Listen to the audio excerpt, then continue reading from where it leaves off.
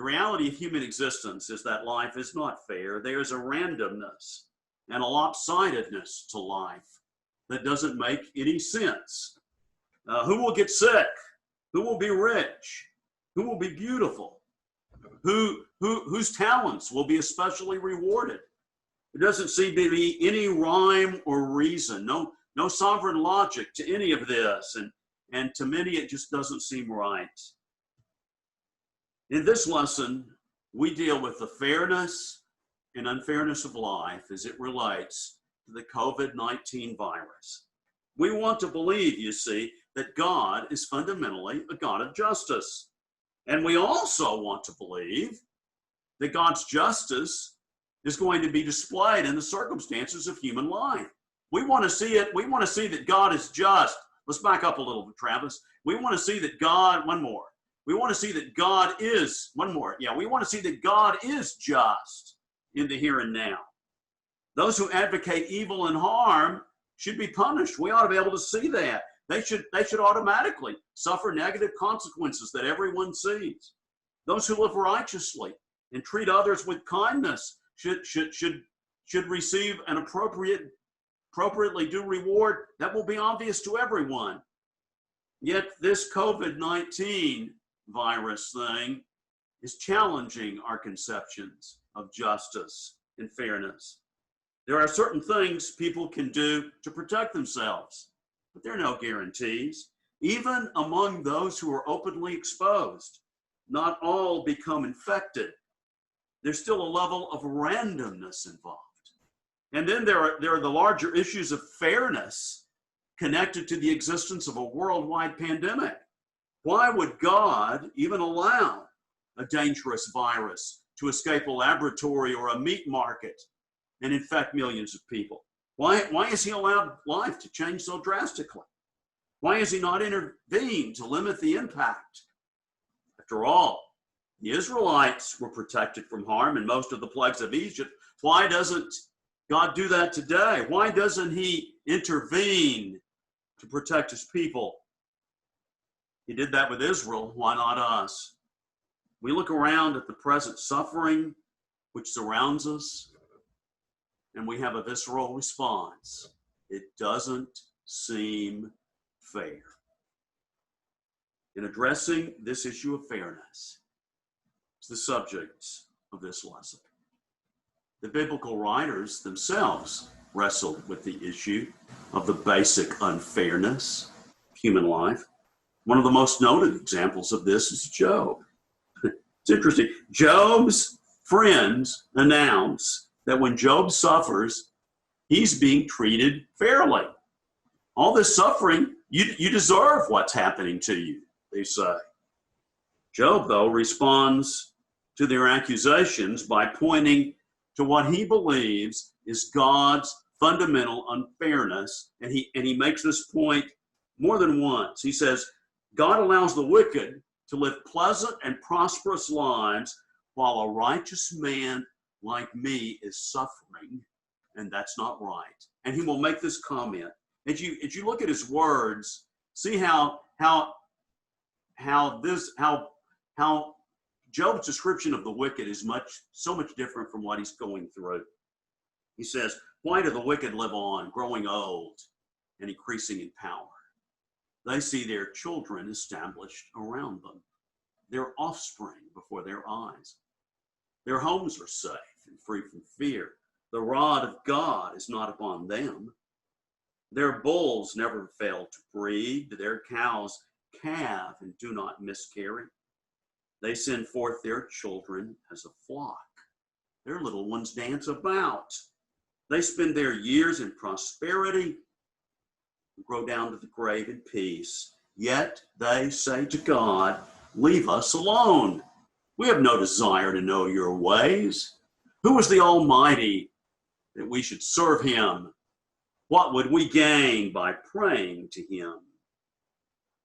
Job's not the only one who makes that observation. The writer of Ecclesiastes has observed that life is fundamentally unfair. And he offers this observation. In this meaningless life of mine, I've seen both of these. The righteous perishing in their, the righteous perishing in their righteousness, and the wicked living in their wickedness. And he goes on in a different place. There is something else meaningless that occurs on earth. The righteous who get what the wicked deserve, and the wicked who get what the righteous deserve. The prophet Jeremiah cried out in a very personal way against the seeming unfairness of God. Jeremiah sees evil people who prosper and avoid punishment, and then good people who live in misery. The reality is especially challenging for Jeremiah because he himself is one of these struggling, suffering, righteous ones. He's accepted God's call to preach. He's not wavered in announcing God's message, yet he has been beaten, he has been in prison, he's been placed in stocks, he's even feared for his very life, all because the religious establishment is opposed to what he preaches. And so Jeremiah sees the very ones opposed to God living at ease while he himself suffers. And then he comments on the unfairness of it all. He writes or says, "You are always righteous, Lord, when I bring a case before you. Yet I would speak with you about your justice. Why does the way of the wicked prosper? Why do all the faithless live at ease? You have planted them, they have taken root, they grow and bear fruit. You are always on their lips, far from their hearts." And he continues, "When your words came, I ate them. They were my joy and my heart's delight, for I bear your name, Lord God Almighty. I never sat in the company of revelers, never made merry with them. I sat alone, because your hand was on me, and you filled me with indignation. Why is my pain unending, and my wound grievous and incurable? Will you be to me like a deceptive brook, like a spring that fails?" Jeremiah looks to God to be just and fair, and then he feels betrayed when he is not. He comes to God expecting God to be a nourishing spring, but then he receives nothing. And in his mind, that spring has gone completely dry. While human beings, like Jeremiah and Job, the writer of Ecclesiastes, while human beings have always commented and observed the injustice of life, I think there's something about our present culture which makes experiencing present unfairness especially hard to handle, especially distressing. Our grandparents and our great-grandparents or our great-great-grandparents more readily accepted life's injustices because they knew that human existence was not inherently fair. In the early years of the 20th century, it was the rare family who did not experience the death of a child. Before antibiotics and antiviral drugs, most severe illnesses often led to death or disfigurement. Many lived on farms and ranches and relied on the land for support, totally dependent on the unpredictability of nature and weather for sustenance. The cultural and physical environment in which most people lived confirmed that there were no guarantees and that life was inherently volatile and unpredictable. It's only been in the modern period that there's been a lull in major epidemics. We live in a time in which germs have been identified and understood. Therefore, vaccination and preventative measures have been the norm. In fact, we would acknowledge that in the last 100 years, the health of humanity has significantly improved, and the advances of medicine have protected us from much of what our forebears had to face.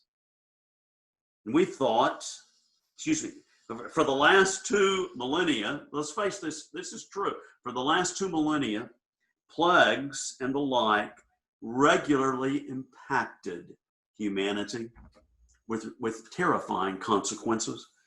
We thought that because we live in the modern world, we would be exempt. that science and technology would eventually make such disruptions a thing of the past. We assumed that our increased affluence, our advanced knowledge, would surely protect us from the random suffering that our ancestors endured. We think, well, we live in the modern world. We should be exempt from the disruptions endured by previous generations, including the disruption we're now experiencing. We just shouldn't have to go through this. Today, we expect more of life. Those expectations feed our outrage when we believe we're the victim of hardship and difficulty. Rather than knowing that life will be difficult, we assume it ought to be easy. We believe that the future should be prosperous and trouble-free. In truth, we have embraced the belief that we are entitled. And so when illness and difficulty or loss occur, we become either resentful or despairing because our expectations of comfort and ease have not been met. That may not be what you're feeling and thinking, but I'm sure you know people who think and feel that way, and that makes this time especially hard.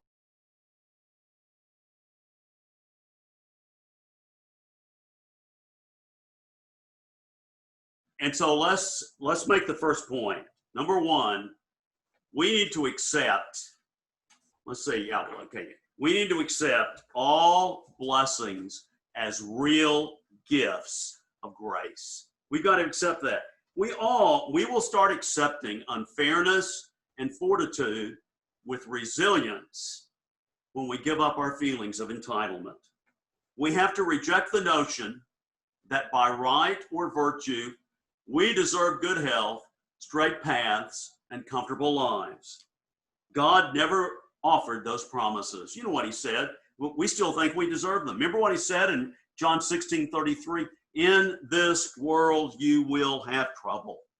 So when we give up our claims to entitlement, we'll start accepting that all blessings come from God and are expressions of his grace. The Bible often refers to gifts of grace. That's the terminology.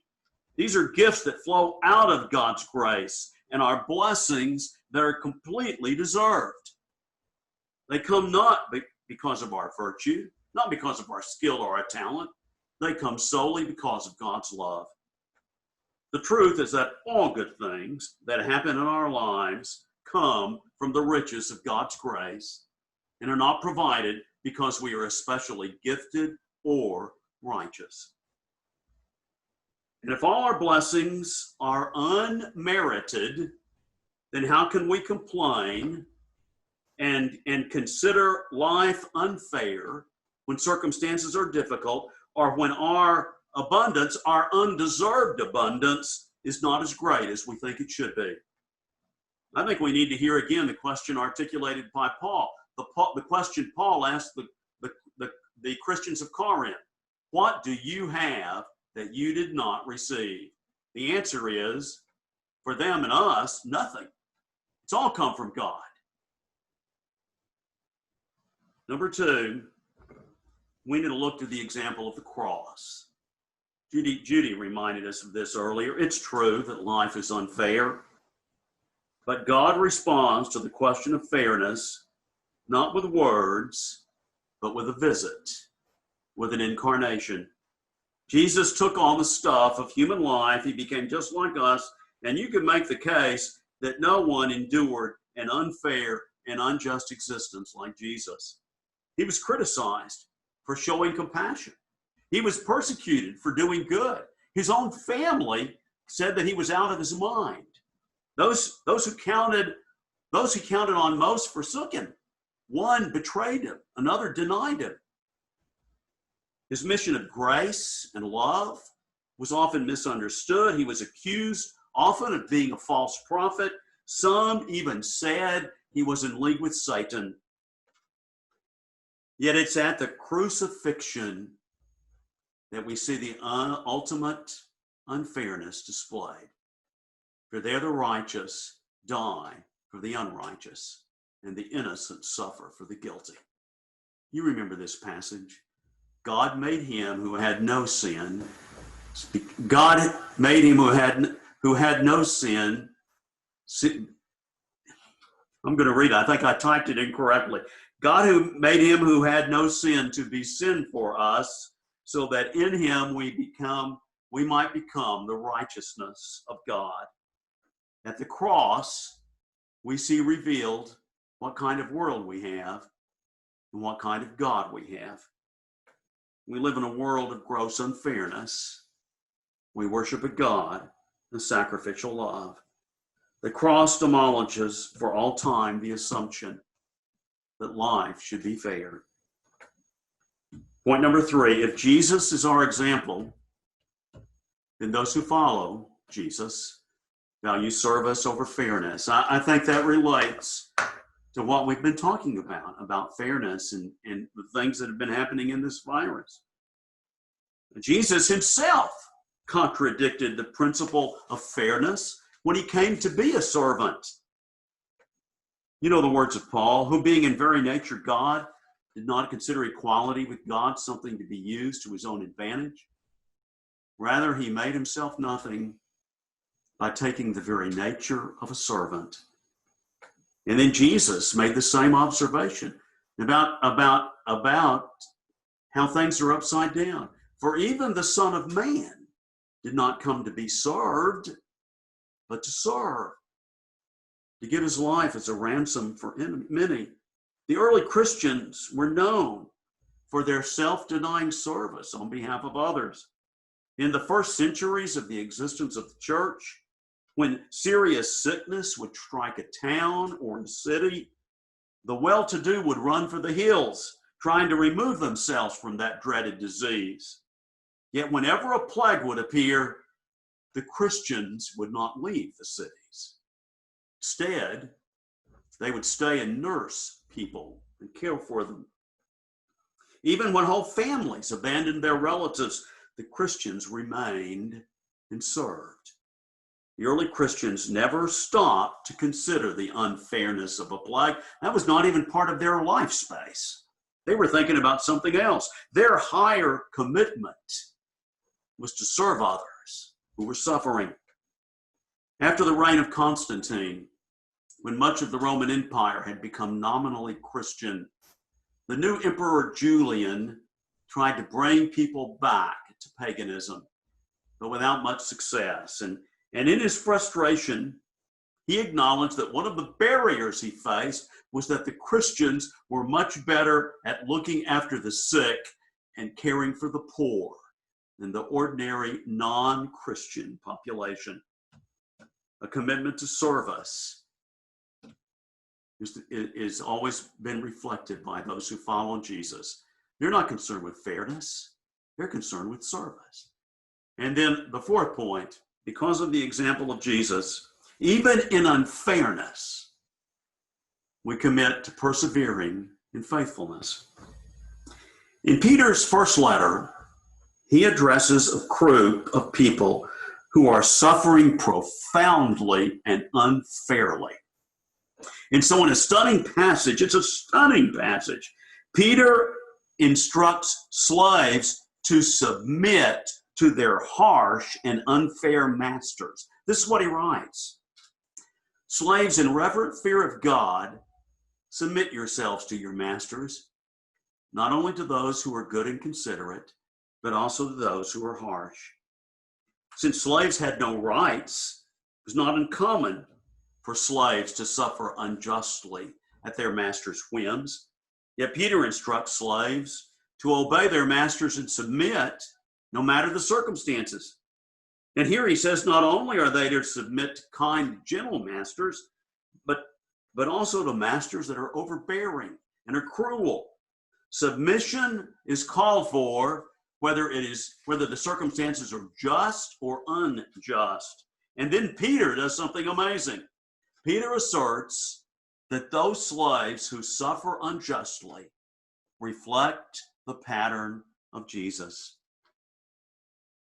Notice what he writes. To this you were called, because Christ suffered for you, leaving you an example that you should follow in his steps. He committed no sin.